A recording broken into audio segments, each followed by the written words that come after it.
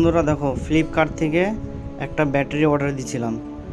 অফলাইনে কোনো জায়গায় পাইনি, এর জন্য ফ্লিপকার্টে দেখলাম যে ব্যাটারিটা অ্যাভেলেবেল আছে, অর্ডার দিয়েছি। আর দেখো ফ্লিপকার্টে কীরকম ফ্রড হয়। ওপেন বক্স ডেলিভারি দিছে, বাড়িতে আমি ছিলাম না, মহিলা রিসিভ করছে পার্সেলটা। আর মহিলারা তো জানে না এই সম্বন্ধে, কি ব্যাটারি কীরকম হয় না হয় কি হয়। আমি ফোন করে বলছি কি রিসিভ করো, আমি তো কাজে ছিলাম। বাড়িতে আসার পরে দেখি দেখো ব্যাটারি দিছে। বন্ধুরা,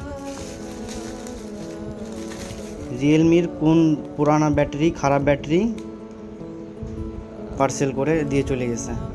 বাড়িতে আসার পরে দেখছি যে পুরানা এরকম ব্যাটারি দিয়ে গেছে। দেখো এই সেই ব্যাটারি যেটা আমি অর্ডার করছিলাম, অফলাইনে কোনো জায়গায় পাচ্ছিলাম না, তো এই জন্য আমি অনলাইনে অর্ডার করছি। আর দেখো দামটা 2035 টাকা দাম।